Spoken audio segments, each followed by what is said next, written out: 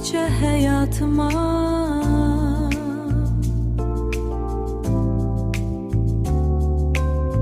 hiç haberim yok idi bu hisse.